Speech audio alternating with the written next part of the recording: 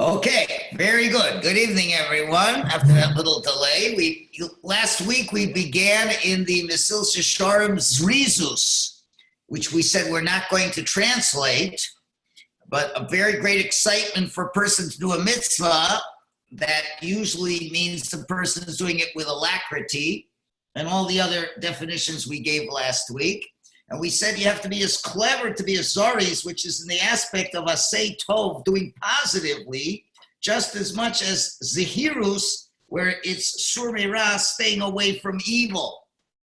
And just like the Yetzer has all kinds of tricks to make us do Averos, he has all kinds of tricks to have us not do any mitzvahs. So that's about where we ended off over here. And if a person doesn't strengthen himself to accomplish things, he will certainly fail. So let's begin from over here where I'm highlighting.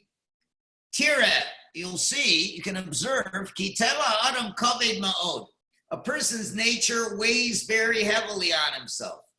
Ki afriut achamrius gas, because the earthliness of the physicality of a person is very gross, meaning heavy.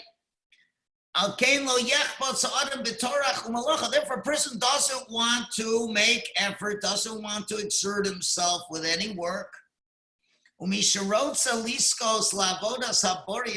one who wants to merit, to serve Hashem,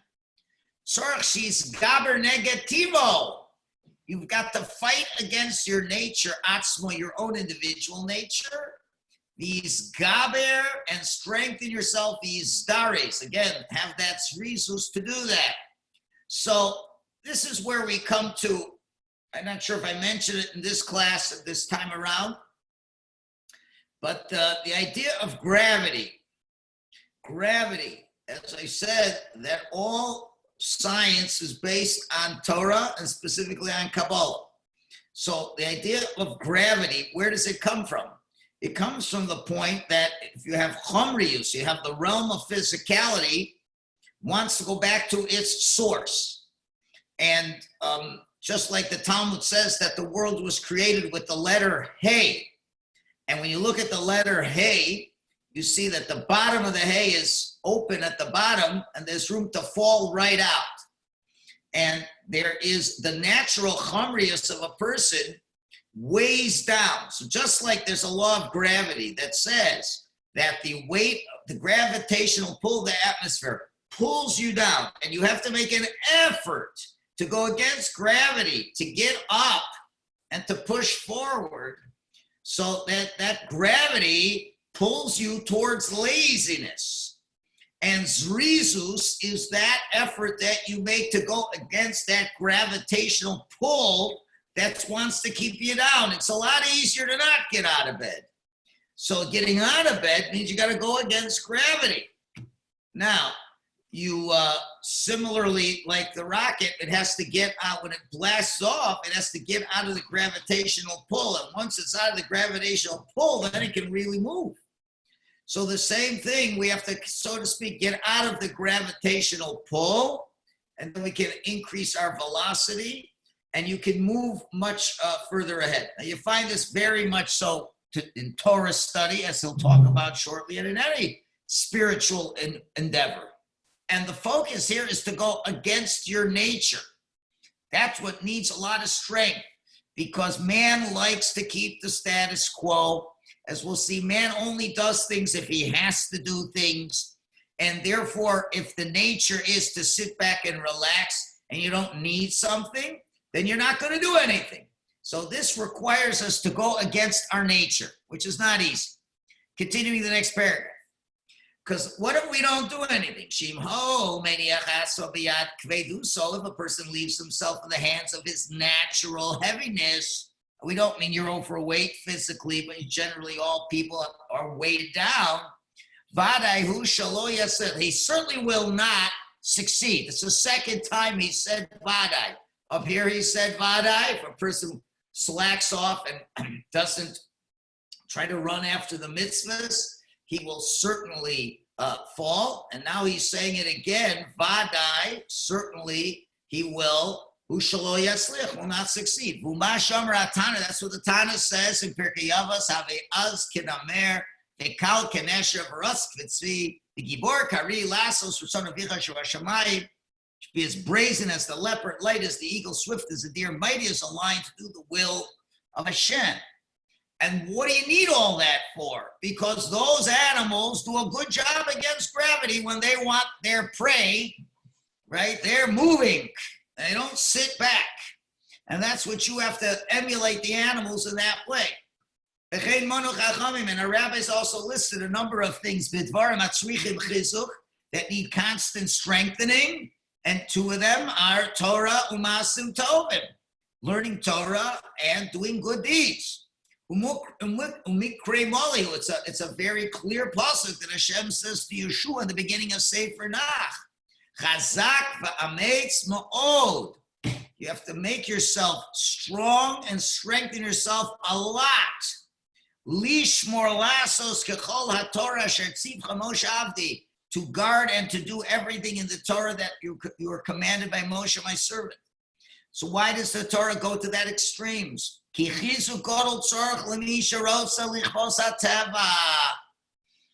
That's you need a lot of strengthening to go against your nature, to push your nature to do what has to be done. If you're looking for shleimus in your avoda, you've got to have those traits of these animals. If not, we're not going to get anywhere. As Luzzatto said earlier in the book, we usually follow our habits without working hard, and we think if we're just going to follow our habits, we'll be a tzaddik like everybody else. But really, our avoda always needs us to go against the opposite of our natural traits. Let's look at some of the, natural traits that we are. We're naturally selfish. No, we got to go against that. We're naturally lazy. We got to go against that. So to change our reality takes a lot of work. And therefore you have to be like, brazen as the leopard, et cetera, et cetera. Then this is the only way you can have any hope of being able to accomplish anything in life. Now we come to the famous analogy of Shlomo HaMelech. V'nei Shlomo shana ma'od b'azhara so'al zeh. Shlomo HaMelech warned a lot and repeated those warnings often in this area. Birosa es roa ha'atzala, when he saw the evils of laziness, and the great losses that comes from it. And he says in Mishlei, a lot of times, Mishlei talks a lot about the lazy guy. He says, Ma'at shenos, ma'at tnumos, ma'at chibak yadayim lishkov. There's a little bit of sleep, a little bit of slumber, a little bit of folding the hands to lie down a little bit. And what happens? And then he comes. Really it's the Yetzer Hara, but in the context of the pasuk, it says your poverty will come as a traveler and like a man with a shield. So what is that?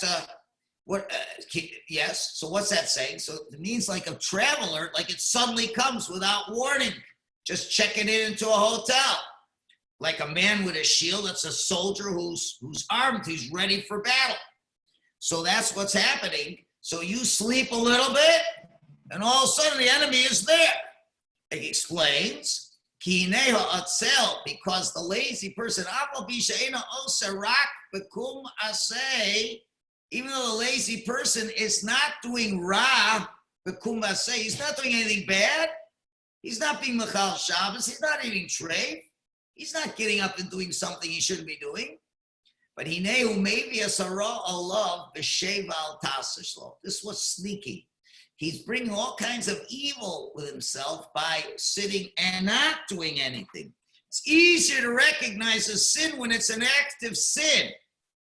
If you're saying lashon hara, you have a better chance of realizing you're saying lashon hara. But if, let's say, you're too lazy to say something when you should be saying something, so then that's not as easy to notice. You're not doing anything. You don't always notice that is necessarily such a bad thing to do.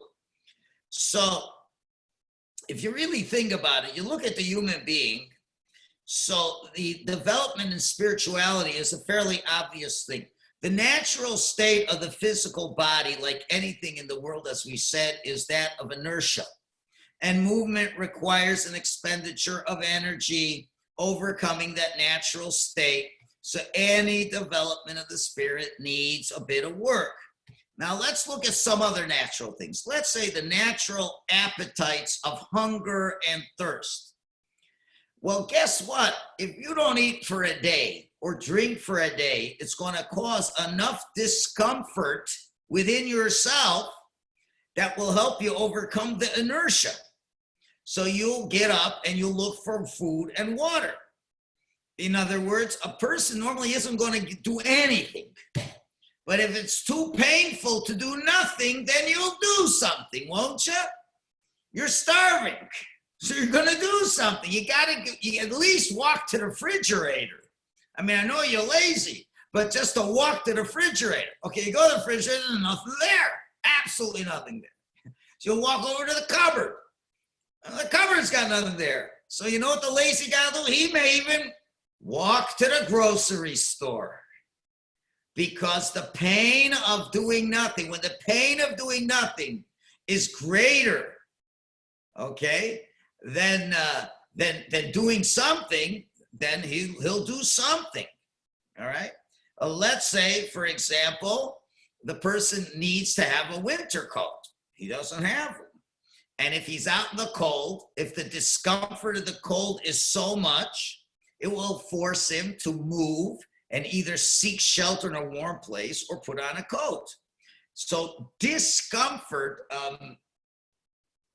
I forgot, what did they say? I forgot what's the thing? Something is the mother of invention. What's the, I'm forgetting the word offhand. Anybody remember? Yeah, it's necessity.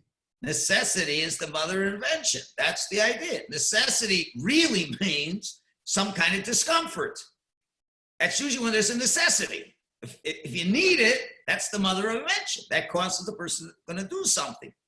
But now, if there's an absence of discomfort, if you're not hurting at all, then the natural inertia is going to prevail. So, there's an interesting, when a person takes very hard drugs, let's say they're taking heroin. So what's one of the results of taking heroin? The person doesn't feel any discomfort. Nothing hurts them. I mean, I don't know that from experience, Baruch Hashem, but that's what they say. Okay, so you don't experience any discomfort. Heroin removes all your drives, and with uninterrupted use of the drug, the person can die from dehydration or starvation because there's no hunger or thirst to overcome the inertia. That's why it shouldn't be on drugs, shouldn't be on drugs at all. But you're on drugs for a long time, you just got, what am I going to eat if I'm not hungry? So now, in as much as a person has spiritual needs, but for most people, a lack of spirituality may cause a little bit of discomfort, but you're not going to be as uncomfortable as not eating for a day. You follow? So deprivation of food, things like that, your senses are very strong and you're hurting.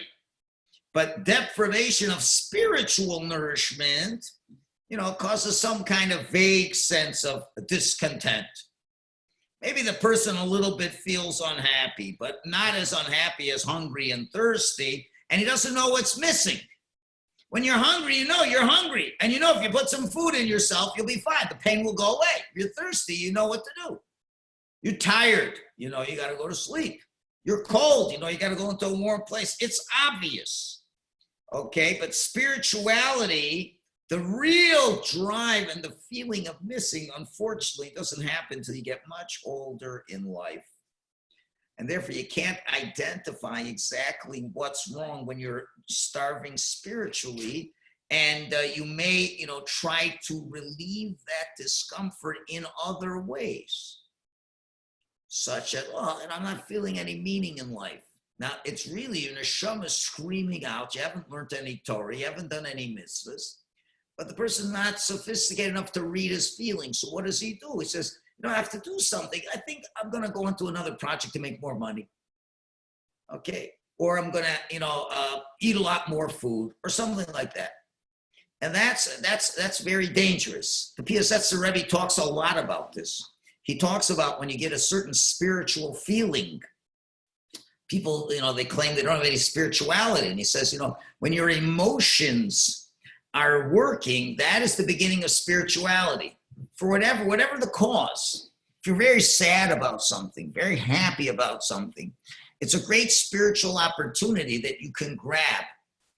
And if you don't grab it, he calls it a spiritual miscarriage, where there is an opportunity for growth and the person just doesn't know what was going on over there. He says, I'm feeling a little funny. So what does he do? He goes and decides to eat a pizza. Oh, now I feel better. Why does he feel better? Because the neshama, it gnaws at you very gently. So if you let the body make more noise, you don't feel the gnawing sensation of the neshama that's there. Not many of us are on the level of Rav Levi Yitzchak of Berditchev. They tell the true story of Rav Levi of Berditchev. This was Yom Kippur. He happens to come as a stranger into a town somewhere, and he walks in. Nobody knows who he is. He walks in, and he has a little bit of chutzpah, but it's fine. And it's right before Kol Nidre. He just walks right in, right up to the Amud, and he starts Kol Nidre. And people can sense this is a special. I don't know who he is, but he's a holy man. He leads Kol Nidre, he does Marav, he does everything. And the rabbi who's there didn't say anything because he realized there was a holy person there. There was a holy person there. So, and then when davening was over, some people stay around, say Tehillim, learn a little Gemara, and he just stayed at the bima there. He just didn't leave. He was saying Tehillim, whatever he was doing. Everybody leaves the shul. He's still there. Early the next morning, first person comes in, Rav Levi Yitzchak's still up at the bima there. And he just leads the davening and the laning and everything till Yom Kippur's over. He just didn't leave. And it was the most wonderful service these people had from this stranger. So now Yom Kippur is over. So the rabbi now goes over to the guest and he gives him a shkoyach and says, maybe you'd like to come home and break your fast. He says, yes, I'm very hungry. Thank you very much. I can come just, yes. So he goes with the rabbi home. And the rabbi's tired. Everybody's tired. It's a long fast. And the rabbi's sitting down, makes Havdalah, is going to have something to eat. He offers some of Levi Yitzchak and says, do you happen to have a Maseches Sukkah, tractate Sukkah? So he says, yes. He says, I'd like to just look at it a little bit in my room. Can you give me a room to rest up in? He says, yes. Gives him a Maseches Sukkah. He goes in the room, closes the door, doesn't come back out. After a few minutes, the host, the rabbi, is a little bit concerned, so he doesn't want to disturb the tzaddik. So he opens the door a creak a little bit, crack, and he says, Rav Levi Yitzchak is learning Maseches Sukkah. Now, you got to understand what's going on over here. Well, let me finish the story. So what happens is, so he waits 5 minutes, 10 minutes, 15, a half an hour, 2 hours. Rav Levi Yitzchak is still learning Maseches Sukkah. Well, the rabbi's tired. He fasted the whole day, broke his fast. His rabbi goes to sleep. And Rav Levi Yitzchak's sticking. Remember, it's been a whole 25 hours of fasting and not sleeping for Rav Levi Yitzchak. Okay, it's learning Maseches Sukkah. Then, when the rabbi gets up in the morning for minyan, Rav Levi Yitzchak finished the last page of Maseches Sukkah. And then he tells the rabbi, okay, I guess we have to go to Shul. He says, yeah, let's go to Shul. And the rabbi doesn't. And finally, they go to Shul, they come back. Then Rav Levi Yitzchak makes Havdalah and has a coffee. Now, how do we understand this? How do you understand what's the story? So the story is very simple. Rav Levi Yitzchak was starving after Yom Kippur was over. He was starving, you know why? Because he hadn't eaten a page of Talmud yet. On Yom Kippur, you don't spend your time learning Gemara. It's not a time to learn Daf Yomi on Yom Kippur. It's a time to do tshuva and bond with HaKadosh Baruch Hu and live in another realm of existence. But you can't learn. You're not supposed to learn on Yom Kippur. So he didn't learn. So he was starving. His soul was starving for a little bit of, vitamin Talmud, vitamin G, Gemara, whatever. So he was so hungry, he just had to swallow up pages of Talmud till he could relieve that hunger. And then, okay, he's a human being, so after 36 hours, I guess it's time to have a little bit of a coffee. So that's what you're talking about. People who, but we're not on that level. But Rav Levi Yitzchak could really feel that he's starving when the soul is missing certain spirituality. But most of us just, have trouble. We just can't identify what the problem is. And therefore, we just relieve the discomfort, with making more money, taking drugs, tranquilizers, food, any way to get us out of that. So that's the point over here, that we've got to really make this, that's where Zrizus comes from, you see. Zrizus comes when you realize that the neshama is starving. And if our neshamas felt as hungry as our stomachs felt, you'd see this Zrizus. I mean, more than that, you see Zrizus where we don't need to have. If a person's really hungry, they run to the food. I'm sure you see people, not in the present company excluded, people run to the Kiddush because they're starving. They've got to have something. They value that. But for spirituality, that becomes the challenge. So not doing anything is just as bad. Okay, you're bringing so much evil upon yourself by not focusing on the spiritual hunger that you have. King Solomon continues, V'amar, Gam misrepes b'melachto, someone who is slacking off in his work, Achu lebal hamashkes, he's the brother of the destroyer. The lazy man's the brother of the destroyer. Fascinating. Even though he's not the actual destroyer who actually destroys something with his hands.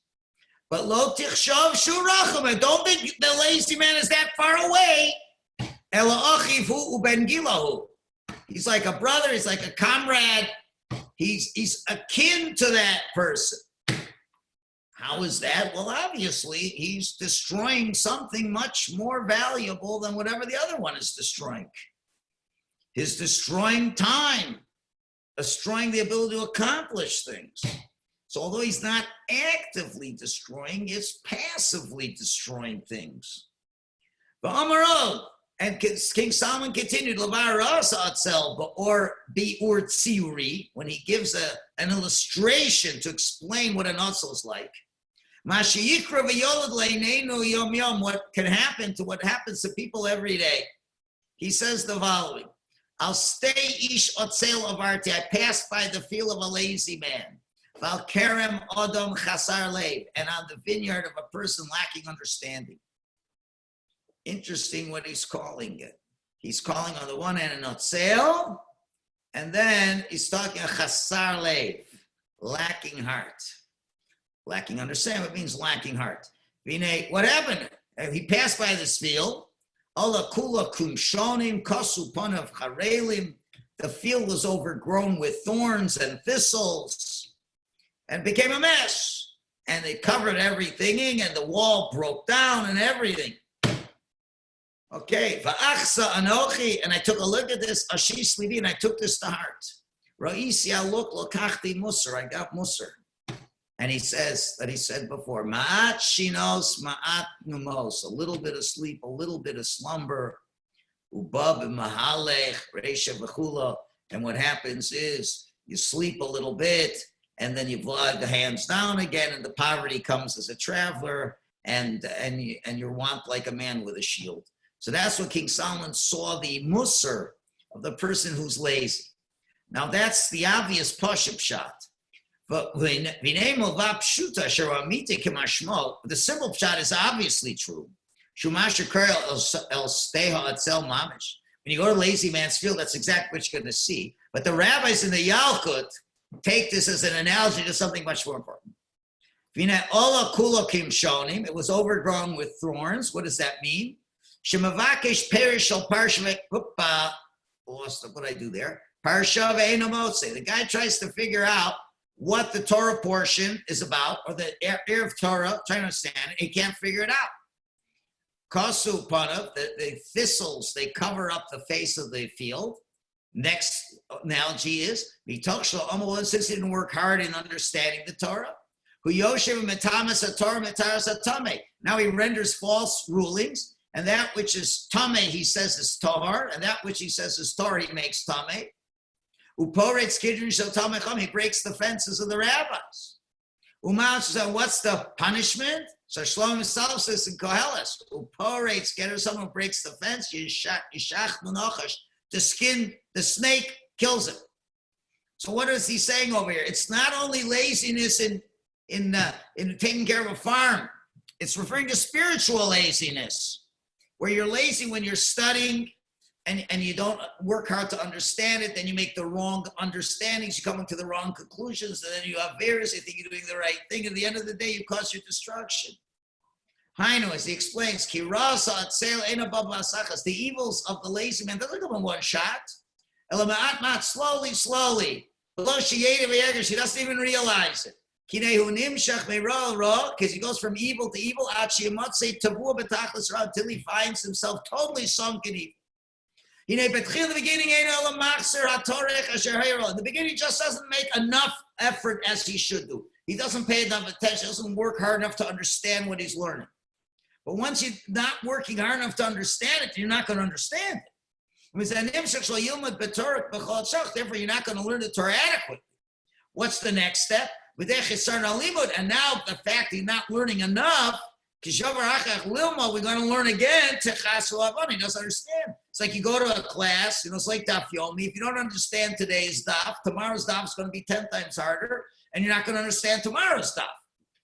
Now, if that was the end of the evil, that'd be enough evil. It gets worse and worse. He still wants to come up with a resolution and come up with an explanation and interpretation of what's going on. But without sufficient knowledge and thoroughness, he comes out with conclusions that are contrary to halacha. He destroys the truth and turns it upside down. He will go against all the decrees of the rabbis, and then he will break the fences. The sofa clear, the end becomes destruction. Like anybody who breaks down the fences, that's what happens. So that's what King Solomon is saying. We can give a further example. If let's say you don't plow and you don't water, you don't weed properly, and you grow a lot of weeds instead of fruits and vegetables. Now, that's bad enough. The field's a mess.